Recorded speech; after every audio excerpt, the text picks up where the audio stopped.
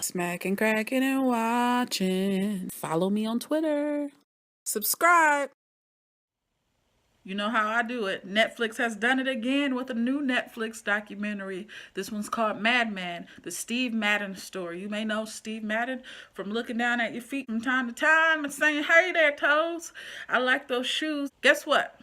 This is him, the shoe guy. This documentary, it's different. It's different. It's not the typical rags to riches story because the guy wasn't from the slums.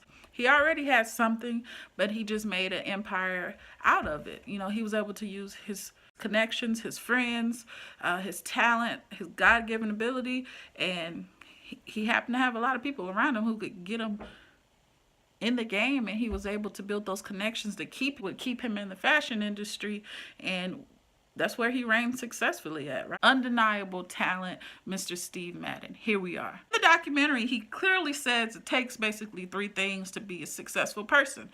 For him, speed, design, and creativity. Over and over and over, they say the words creativity. He doesn't want anyone to kill his creative process. And he's a different type of guy. He's eccentric as heck. He thinks outside the box, and he makes a hell of a profit off of everybody. At one point in the beginning of the documentary, they're saying $6 worth of leather makes him $140 off of a shoe.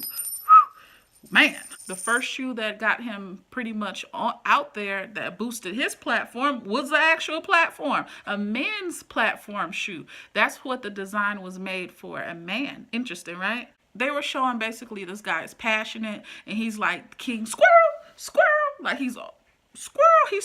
He's just very all over the place. And you know, you hear those same things about most creative people, artists, painters, all type of people that are really, really known out there. They're just different, and they just see and hear things differently, and they're able to create things that will last forever. At one point, he said he felt physically ill that his designs were so ugly, just toe up from the flow up, and he said he felt sick. He cussed a lot.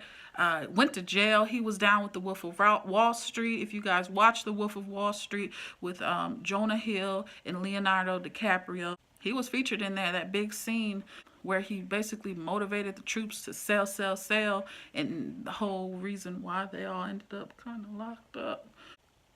He admits to having ADD and dealing with being a drunk, a druggie, getting kicked out of school, kicked out of college, partying all the time, being at studio, what did he say, 54, being in Florida partying. His homeboys, they were doing everything and anything under the sun, and that includes people. In the documentary, it almost is, you're looking at it like, oh, this is awesome, this is awesome. But when you think about it on just a regular person scale, you would say that person is a straight loser. Your little cousin got kicked out of school, right? One. They're popping pills, drinking, being reckless, sleeping with everybody under the sun. Just out there being a brat, a brat. They can get what they want. They don't seem to have an issue at home that will lead them to run away. You would say, you're a loser, you're messing up, right?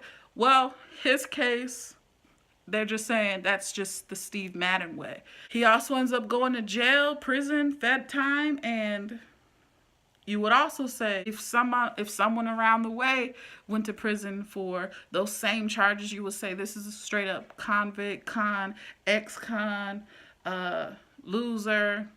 He's on papers, all kind of stuff. But in this case, you're saying, wow, Steve Madden really, he was put down and now he's right back on top. Good for him. That's what I'm saying of wow, like privilege is a mother. Privilege is something else, man. It was nuts too at one point when they say he was facing 20 years, but he only did like 31 months of time. And you're like, whoa, he had some good lawyers. Like his squad had to be on point. And he's saying, I'm not a snitch, I'm not a snitch.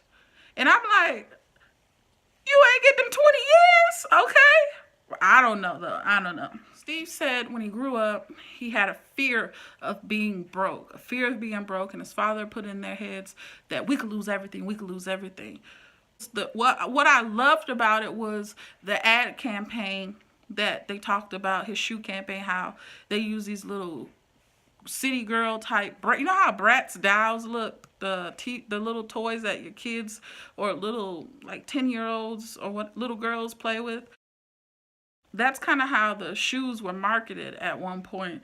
And he said that he put how the Beatles would put secret messaging in the ads, and then at first when they first showed the ads, they're like, oh, you're like, oh man, this is creative, this is cool, I remember seeing that, how cool is that? Oh, Britney Spears, all these people supported him, look, he's shaking hands with Lil Kim, oh, look at that. Amanda, what's her face from MTV is down with him. This is cool. He's all into pop culture. This is what's up. He's got his ear to the streets. He knows what's hot at the moment. And then you see him in prison, and he's giving shouts out to Big Swole and Head in the prison, and you're like, dang, it's in the mark. It's in his ads, literally underneath the Ferris wheel. His it was nuts. It was creative as heck, but it makes you think, what else are they putting in all of this stuff out there that we have no idea, right? You don't know what's in that favorite song that you like. You don't know what makes you keep going back to that TV show.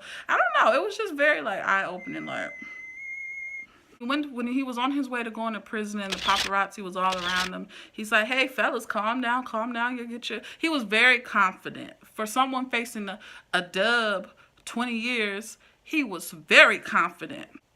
With the charges pending. Wow. I was thrown until like the last 20 something minutes of the documentary. I'm like, dang, no one works for you that's a person of color? Like, really? Like no one? Just the guy who drove you around when you first started the business? That was it. And the only two people we see are two African-American males, Eric, aka Head, and Big Swole, who were also inmates at the correctional facility with Steve. That was a little bit unexpected to see the people he was locked up with in the interview. I don't know. It was an interesting documentary. If you guys watch it, let me know what you thought about it. Was it different for you? It was not what I expected. I did like to see, I mean, at least he's honest about telling the wild side of it all, because you see, you never know with these people. You never know these eccentric creative people, kind of like how Russell Simmons is, that we've always known Russell Simmons to be Mr. Yoga, always messing around with the model, clothing, TV. You got all these deaf comedy jams, deaf digital, all deaf, everything. And now look at him, what he's facing. You never know, but it was interesting. He's not the suit and tie type of guy. He's always got the dad hat on and jeans and t-shirt. He's a different type of personality, and I guess that's what was the main point of saying, hey, this dude's a madman, because he's all over the place and he's able to bounce back. I don't know. It was a good little watch for my movie of the week. Not my throwback, but my movie of the week would be Maddman, which is on Netflix. Y'all check it out. Let me know what you think. And that about that. Until the next time. Peace.